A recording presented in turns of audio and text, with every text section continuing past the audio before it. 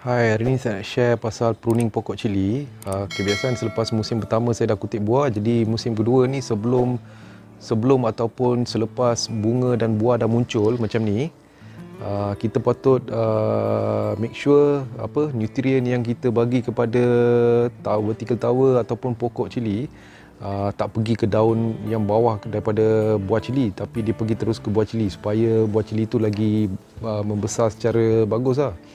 Jadi salah satu aktiviti yang biasa dilakukan oleh peladang cili ataupun pekebun cili adalah pruning.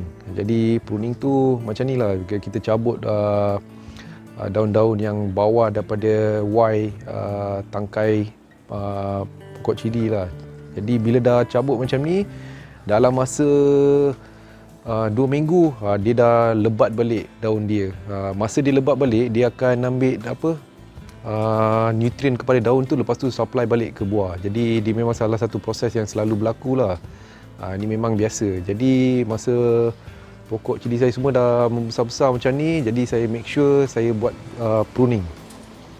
Ni semua pokok cili saya semua dah berbuah besar-besar, dalam seminggu dah besar. Jadi saya cuba, walaupun tower system ini, pokok ni semua rapat-rapat, tapi susah nak buat pruning. Tapi macam mana pun saya lakukan pruning jugalah.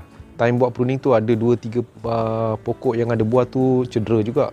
Jadi sambil tu saya nak share jugalah saya punya perkembangan tomato dalam vertical tower ni pun okey juga, mantap, tak ada masalah so far. Jadi saya ingat okey lah tu.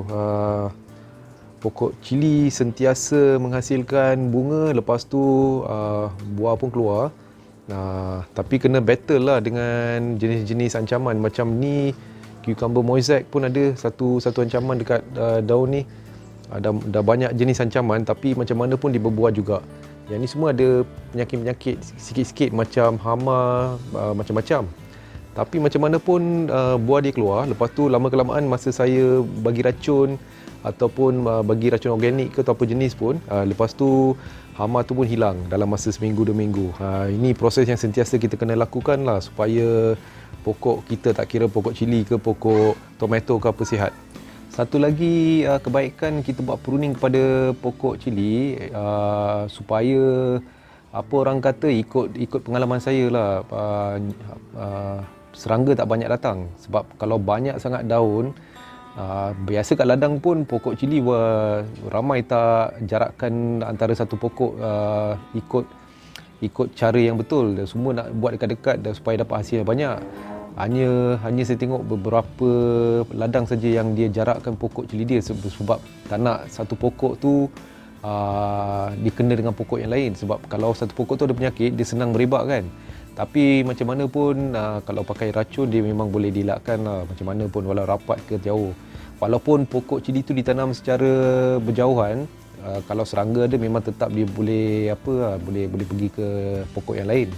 Itu memang satu masalah yang tidak boleh dihalau atau orang kata tidak boleh dielakkan.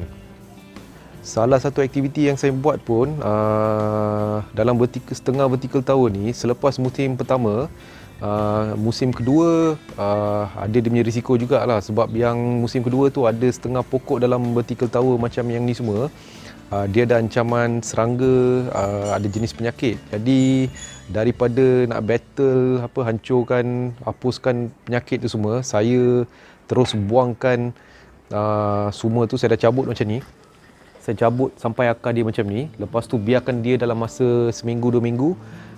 Lubang poket ni saya biarkan macam tu, walaupun dalam tu ada akar yang baru saya cabut pokok tu kan. Akar tu akan reput lama-kelamaan. Lepas tu baru saya akan letak pokok yang baru dalam. Jadi pokok baru yang saya tengah buat pun ya in progress lah. Saya dah mula semai hari tu pokok cili bara ni. Benih cili bara ni saya dah semai hari tu. Sekarang dah hari ke-6. So ikut cara yang saya cakap hari tu dalam video yang lain, memang cara semai tu dia memang berjalan lancar. Sebab semua dah tumbuh. Benih tu semua tumbuh dengan cergas. Jadi okey lah. Jadi dalam masa 20 hari ke, kalau dia okey, saya akan transfer dia pergi ke tower yang ada poket kosong semua. Jadi kat sini pun dah ada dekat 50 pokok.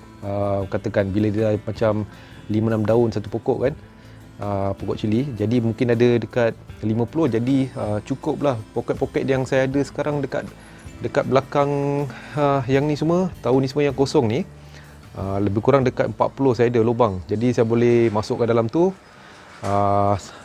Yang tu cili padi bara kan. Jadi saya campur dengan cili kulai lah, tak kisah, sebab memang boleh, tak ada masalah pun saya buat cara macam ni dulu. Jadi itu salah satu plan saya nak buat. Jadi kalau ada pokok tu, daripada kita nak ubati virus dia, ataupun kita nak halau serangga pakai racun-racun semacam, kalau rasa memang benda tu tak produktif, baik cabut, buang je. Kalau tidak, dia akan mengganggu buah-buah yang lain. Tengok yang ni semua dah buah dah. Hari tu masa saya buat video tu, buah-buah semua kecil-kecil, macam tak sampai 2 cm, 3 cm. Tapi selepas seminggu setengah, dia dah panjang dah macam ni, dekat 3 inci. Dah 3 inci dah semua ni. Semua ni dalam daun ni. Semua dah banyak keluar ni. Satu pokok ni ada banyak. Dekat belakang pun ada, tapi susah nak tengok dengan kamera lah. Tengok yang ni semua dah banyak ada ni. Ada setengah tu yang lengkok-lengkok macam ni. Okey, ni saya nak share jugalah. Pasal apa dia lengkok. Dia ada 2-3 sebab kenapa dia lengkok macam ni. Ini semua tak bagus lah. Sebab salah satu video yang saya share tu, ada cara pengairan dia. Macam tiba-tiba sistem vertigasi, tube mikro tu sangkut. Jadi bila time pengaliran air tak sampai ke pokok, jadi pokok tu macam layu. Bila pokok layu, air yang sentiasa diserap oleh akar terberhenti kan. Bila dah berhenti, dia akan lucutkan perkembangan buah cili lah. Jadi cili tu akan macam rasa stres, dia akan bengkok-bengkok. Itu salah satu kes yang pertama lah. Katakan salah satu sebab kenapa kalau kita beli kat pasar cili tu bengkok-bengkok. Dia kemungkinan masa pengairan baja tu kita terlepas pandang, pokok tu layu, lepas tu kita hidupkan balik pokok tu, selepas 40 minit pokok tu hidup balik selepas bagi air kan. Tapi itu bukan cara yang baik. Dia boleh membengkokkan buah tu masa dia macam huruf C, J macam tu, ikut abjad ABC kan. Dia akan bengkok-bengkok kan. Lagi satu sebab kenapa dia bengkok, pasal cara kita meracun dengan cara kita bagi nutrien yang salah. Kalau kita bagi over racun, terlebih racun atau terlebih nutrien, kemungkinan buah cili ni pun dia akan bengkok, dia akan macam huruf C, huruf J, huruf S, macam-macam huruf, sampai orang tengok pun tak nak beli. Dia ada banyak benda yang berlaku macam tu juga. Jadi kita kena jaga-jagalah. Kalau nak lurus panjang, kita kena selalu pantau. Maksud saya dulu saya tak selalu pantau, maknanya macam pekebun selalu kena tengok pokok cili macam mana perkembangan. Tapi cara yang saya buat ni tak payah. Kita buat cara senang saja. Tengok macam ni. Sini semua ada satu jambak kan. Jadi dia okey lah. Dia okey macam ni. Dia okey. Jadi saya ingat perkembangan pokok cili saya memang boleh kata mantap lah. Bukan nak cakap besar, tapi memang dah ada lah. Kat sini pun pokok cili padi yang dulu saya ada buat dalam video pun, dia sama dengan vertical tower cili kulai. Dia turun bawah macam ni. Dia sama dengan cili vertical kulai.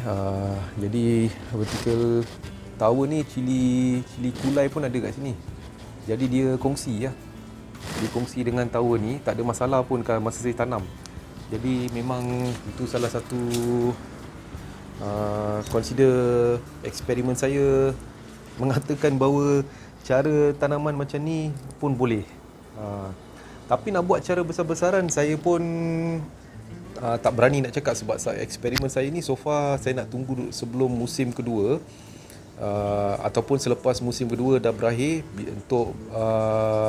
untuk tengok betul ke cara ni boleh sampai musim kedua. Lepas tu saya nak tunggu musim ketiga. Biasa satu pokok ni dia boleh hidup sampai boleh bagi buah sampai musim ketiga. Musim keempat kadang-kadang ada orang tunggu, tapi kebanyakan orang selepas musim ketiga dia orang cabut pokok tu, dia tanam pokok yang baru. Jadi saya nak tunggu sampai musim ketiga macam mana prestasi pokok ni. Kalau betul-betul dia menjadi, maknanya konsep ni boleh digunakan lah. Kalau cara kita pakai ni. Daripada atas. Okey, kita tengok cili ni ada banyak cili yang bawah macam apa kan. Okey.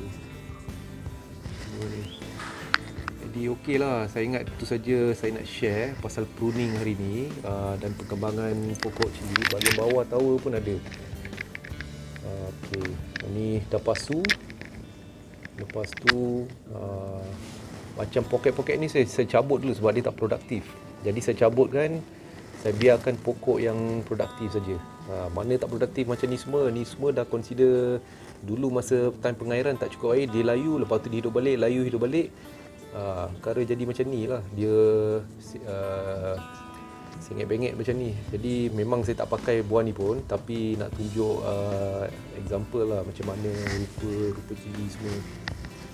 Yang lain semua okey. Setengah tu pun dia macam ni. Tapi kebanyakan lurus lah. Nanti lama-kelamaan dalam selepas lagi seminggu setengah macam tu, semua dah dekat 6 inci, dekat 7 inci macam tu. Dulu saya pernah share satu video, dia dah macam betul-betul lurus. Ini masih kecil lagi yang ni. Dia ada buah, lepas tu masih berbunga lagi.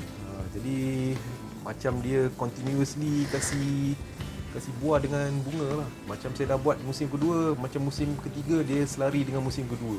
Separuh. Saya pun tak tahu pernah cakap kan. Jadi itulah, pruning tu penting. Sambil tu kita kena pantau juga pokok mana yang tak ada produktiviti, kita kena cabut, buang juga. Tak guna kita simpan sebab dia habiskan nutrien kita. Baik bagi nutrien yang untuk pokok yang okey saja. Okeylah, tu saja saya nak share. Thank you.